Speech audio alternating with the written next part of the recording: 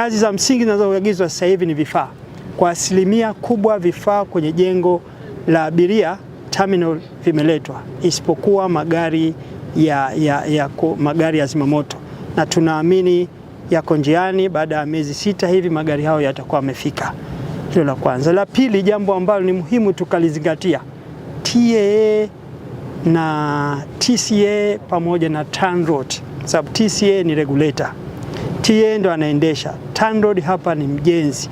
Lazima kuwe na mashirikiano ya karibu na taasisi zote hizi.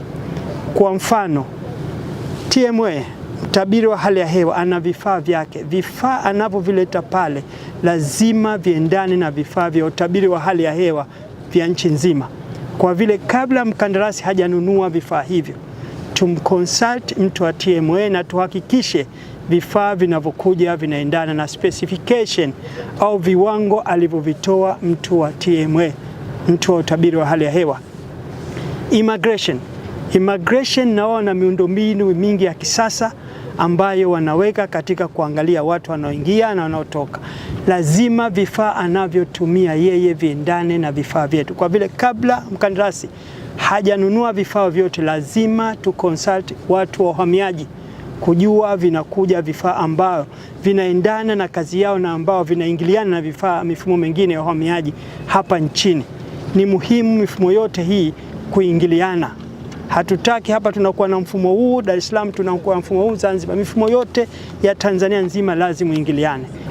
Na tunatamani litakapomalizika jengo la abiria hili mwezi wa 5, uwanja wa ndege huu uweze kufanya kazi kwa 100%.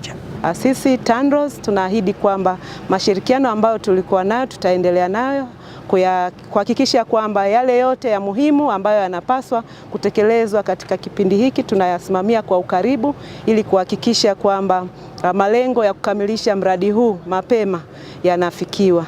Lakini vile vile kuna mifumo ambayo imeagizwa na ambayo imefika.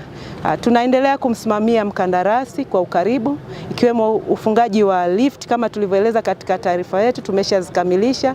Tunaendelea na ufungaji wa mifumo mingine katika majengo yote mawili, ya jengo la abiria na jengo la control tower, lakini na kazi za finishing tunaendelea kuzijenga na kuzisimamia kwa kuhakikisha kwamba zinafanyika kwa thamani ile ambayo inatakiwa na kwa ubora ambao unatakiwa. Hilo tutalizingatia. Mosi, Mamlaka ya Viwanja vya Ndege Tanzania imeweka wataalamu hapa ili kufuatilia na kusimamia ujenzi, ili kuhakikisha kwamba vifaa vinavyowekwa na ujenzi unaofanyika unakidhi viwango na mkataba ambao umesainiwa.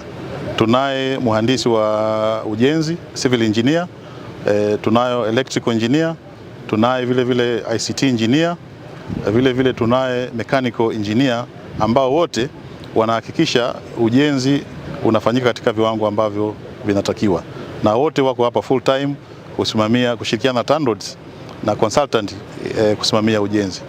Kama alivyosema Mheshimiwa Waziri, mwezi wa 5 sisi tutakuwa tayari kuanza operation. Pamoja na mapungufu machache ya mfumo wa mafuta, lakini Mheshimiwa Waziri ameagiza kiwanja kitakapokamilika, hasa terminal building kitakapokamilika, operation zianze na ujenzi uendelee. Sisi tunahakikisha kwamba hilo tutalisimamia. Tutakuwa na program za usalama kama tulivyofanya JNIA wakati wa ukarabati wa apron na kampuni ya Interbeton.